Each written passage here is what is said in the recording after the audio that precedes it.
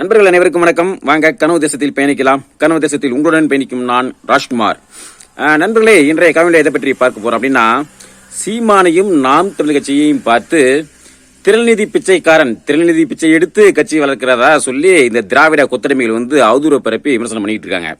அதுக்கு நம்ம சாட்டித்துறை ஒரு தரமான ஒரு செருப்படி பதில் கொடுத்திருக்காரு. அதை பற்றி தான் இந்த காணொலியில் பார்க்க போறோம். அது மட்டும் இல்லாம இந்த திராவிட கொத்தடிமைகளுக்கு எனது 2 கேள்விகள், அதை பற்றி தான் இந்த காணொலியில் பார்க்க போறோம். வாங்க காணொலிக்குள்ள போலாம். நண்பர்களே, அதற்கு முன்னால எனது விவசாய பணி என்ன அப்படின்னு பார்த்தீங்கன்னா, நான் காலையிலேயே ஒரு பதிவு பண்ணியிருந்தேன். இன்னைக்கு தண்ணி கட்டுற வேலை. இப்போ ஒரு வய தண்ணி கட்டிட்டேன். 3 மணி நேரம் ஒரு வய பாஞ்சுது. இன்னும் அடுத்து பார்த்தீங்கன்னா, இப்போ எனக்கும் ஒரு சிறிய ஓய்வு, அதே மாதிரி மோட்டாருக்கும் அந்த மின் மோட்டாருக்கும் ஒரு சிறிய ஓய்வு, ஒரு 1/2 மணி நேரம். அதனால திரும்ப அடுத்துட்டு இந்த 1/2 மணி நேரத்துக்கு பிறகு திரும்ப இன்னொரு வயா கட்டணும். அது ஒரு 4 மணி நேரம் 4.5 மணி நேரம் ஆகும். எப்படி இன்னைக்கு 1 ஏக்கர் பக்கமா இன்னைக்கு தண்ணி பாய்க்கணும். சரி, இந்த இடைப்பட்ட நேரத்தில், இந்த ஓய்வு நேரத்தில் ஒரு தகவலை உங்களோட பகிர்ந்து கொள்ளணும் அப்படிங்கோசரம் தான் இந்த ஒரு கணிப்பதிவு. ஏன்னா நமக்கு விவசாய பணி ஒரு பக்கம் இருந்தாலும் நமக்கு மற்ற நேரங்களில் அந்த நேரத்திலையும் பார்த்தீங்கன்னா நமக்கு இந்த அரசியல் பற்றின சிந்தனைகளும் ஓடிட்டே தான் இருக்கும். அந்த வகையில் இந்த தகவலை பகிர்ந்து கொள்ளலாம் அப்படிங்கிறது தான் இந்த ஓய்வு நேரத்தில் இந்த ஒரு காணொலி பதிவு. சரிங்க நண்பர்களே, வாங்க இப்ப காணொலிக்குள்ள போலாம். அது பார்த்தீங்கன்னா, நிறைய திராவிட கூட்டணிகள் நாம் தமிழ்ச்சியும் சீமானையும் பார்த்து திரள்நிதி எடுத்து பிச்சை எடுத்து கட்சியை வளர்க்குறாங்க.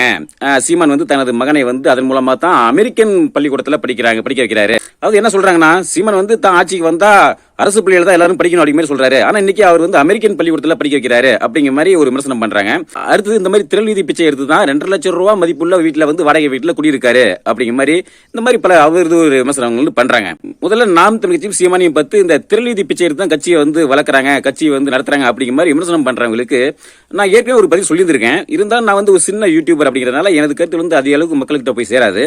அந்த வகையில் பார்த்தீங்கன்னா, நம்ம சாட்டை துரைமுருகன் நேற்று ஒரு காணொலி பதிவு பண்ணியிருக்காரு. அதாவது திரள்நிதி கழகம் கருணாநிதி அப்படிங்கிற ஒரு தலைப்புல அந்த காணொலி பதிவு பண்ணியிருக்காங்க. அது பெரிய யூடியூபர். அவருடைய கருத்து நிறைய மக்கள்கிட்ட போய் சேர்றது வாய்ப்பு இருக்கு. இந்த மாதிரி நாம் தமிழ்ச்சி மீதும் நான் சீமான் மீதும் இந்த மாதிரி அவதூறு பரப்பி இந்த மாதிரி தவறான ஒரு கருத்தை பரப்புற இந்த திராவிட கொத்தடிமைகளுக்கு ஒரு தக்க ஆதாரத்தோட சாட்டை துரைமுருகன் ஒரு தகுந்த ஒரு பதிலடியை கொடுத்திருக்காரு. அதுல பல கேள்விகளை முன் வச்சிருக்காங்க. இதுக்கெல்லாம் இந்த திராவிட கொத்தடிமைகள், திராவிட எச்சப்புரிக்கைகள் என்ன பதில் சொல்ல போறாங்க அப்படிங்கிறது நமக்கு மிகப்பெரிய ஒரு கேள்வி. அதாவது அவங்ககிட்ட பதில் இது கிடையாது. அது நல்லா தெரியும்.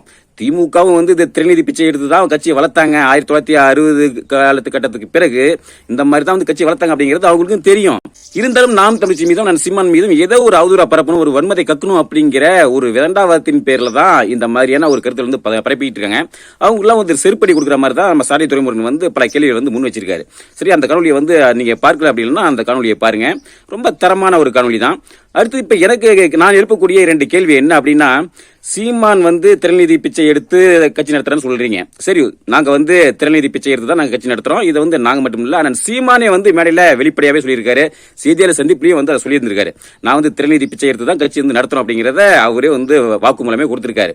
அது தாண்டி நாங்க மக்கள்கிட்ட கொள்ளையடிச்சு திருடி மக்களை ஏமாத்தி நாங்க பணத்தை வாங்கி கட்சி நடத்தலையே. அதாவது உங்களை மாதிரி, அதாவது இன்னைக்கு இந்த குற்றச்சாட்டை, இந்த அவதூறை பரப்புற நீங்க 1964 கருணாநிதியே இந்த திரள்நிதி, உங்க பாசையில உங்க மொழியில சொல்லணும்னா அவரை கருணாநிதியே திரள்நிதி பிச்சை எடுத்து தான் கட்சியை நடத்திருக்காரு. அதுக்கான ஆதாரம் அதுதான் அந்த சாட்டை வலைவலியில அவர் சாட்டை துரைமுருகனே பேசியிருந்திருக்காரு. சரி, இப்ப இதெல்லாம் சொல்றீங்கல்ல, நாங்க மக்கள்கிட்ட எங்களது கட்சி உறவுகள்கிட்ட வெளிப்படைத்தன்மையா நிதியை பெற்றுதான் திரள்நிதி மூலமா உங்க பாசையில உங்க மொழியில அது பிச்சைன்னு சொல்லலாம், பிச்சை எடுத்து தான் நாங்க கட்சி நடத்துறோம், கட்சி வளர்க்குறோம். ஆனா நீங்க எப்படி இந்த அளவுக்கு, அதாவது இன்னைக்கு ஆசியாவுல மிகப்பெரிய ஒரு பணக்கார குடும்பம், ஆசியாவுல 20 பணக்கார குடும்பங்கள்ல கருணாநிதி குடும்பமும் இன்னைக்கு ஒரு மிகப்பெரிய ஒரு பணக்கார குடும்பமா இருக்குது. இன்னும் 10 தலைமுறைக்கு உட்கார்ந்து சாப்பிட்டாலும் அழிக்காது, எண்ணி முடிக்க முடியாது. கருணாநிதியுடைய சொத்தினுடைய மதிப்பு, ஸ்டாலின் குடும்பத்தினுடைய அந்த பணத்தை எண்ணி முடிக்கணும்னா இந்த வாழ்நாள் முழுவதும் எண்ணி முடிச்சாலும் எண்ணி முடிக்க முடியாது. அந்த அளவுக்கு கோடிக்கணக்கான ரூபாய் இன்னைக்கு அவங்களுக்கு இருக்கு, சொத்து மதிப்பு இருக்கு. அப்ப இதுல எப்படி வந்தது?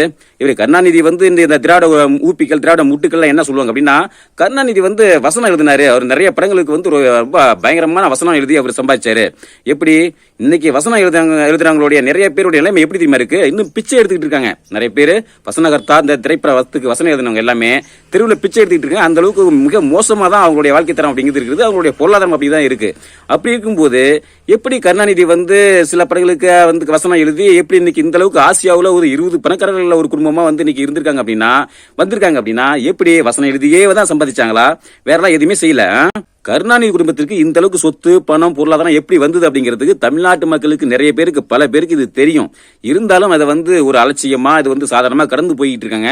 இது எல்லாருக்கும் தெரிஞ்ச விஷயம் தான். இருந்தாலும் முள்ளு பூசணிக்காயை சோத்துல மறைக்கிற மாதிரி இன்னும் நீங்க சாதாரணமா ஒரு கட்சியை வளர்க்கறதுக்கு இதை தங்களது கட்சி உறவுகள்கிட்ட மக்கள்கிட்ட ஏதோ 100 200 500 சொல்லி திறநிதியை வாங்கி கட்சி நடத்துற நாம் தமிழ் கட்சியும் சீமானையும் பார்த்து இந்த மாதிரி விமர்சனம் பண்ற நீங்க ஏன் நீங்க உங்க திராவிடத்தை முட்டு கொடுக்கக்கூடிய அந்த கருணாநிதி குடும்பத்துக்கு இந்த அளவுக்கு சொத்து எப்படி வந்தது? இன்னைக்கு ஆசியாவிலேயே 20 பணக்காரர்கள் ஒரு பணக்கார குடும்பமா இருக்காங்களே, எப்படி வந்தது அப்படிங்கிற மாதிரி என்னைக்காவது ஒரு நாளாவது அதை யோசிச்சிருக்கீங்களா? இந்த மாதிரி கேள்வி எழுப்பியிருப்பீங்களா? அப்ப உங்களுடைய வன்மை என்ன, உங்களுடைய நோக்கம் என்ன? அதாவது ஒரு எளிய ஒரு அரசியலை எந்த ஒரு பின்புலமும் இல்லாம ஒரு மக்களுக்கான ஒரு எளிய அரசியலை ஒரு தொலைநோக்கு பார்வையோட ஒரு அரசியல் முன் வைக்கிறாங்க அப்படின்னா அவரை வீழ்த்தணும் அப்படிங்கறதுக்கோசரம் இந்த மாதிரி குறுக்கு வழியில இந்த மாதிரி அவதூற பரப்பி இப்படி நீங்க எடுக்கிற இந்த முயற்சி அப்படிங்கிறது இது இந்த மக்களுக்கு செய்யக்கூடிய ஒரு துரோகம் தான். அதனால உங்களுடைய இந்த அவதூறு இந்த துரோகம் அப்படிங்கறதுலாம் ரொம்ப நாளைக்கு நிலைக்காது. கூடிய விரைவில் உங்களுடைய முகத்திரை அப்படிங்கிறது இந்த எங்களால மட்டுமல்ல இந்த மக்களால கிழிக்கப்படும் அப்படிங்கிறது தான் வருங்காலத்தில் நடக்க போகக்கூடிய ஒரு உண்மை. அதனால நீங்க எவ்வளவு நாளைக்கு நீங்க இந்த அவதூற பரப்பீங்களோ நீங்க பரப்புங்க. இதற்கெல்லாம் விடை விரைவில் உங்களுக்கு நிச்சயம் கிடைக்கும், தகுந்த ஒரு பாடமும் கிடைக்கும். சரி நண்பர்களே, இந்த திராவிட கொத்தடிமைகளுக்கு அவதூறை பரப்புவதை தவிர கருத்தியலாக எந்த ஒரு பதிலும் கிடையாது, பதில் சொல்ல மாட்டாங்க. அதனால நிச்சயம் இவருடைய முகத்திரை கிழிப்போம். சரி நண்பர்களே, இந்த வேலைக்கு மத்தியில இடையில இந்த ஒரு தகவலை பகிர்ந்து கொள்ள இந்த கனவுகளை மீண்டும் அடுத்த ஒரு கனவை சந்திப்போம். நன்றி, வணக்கம்.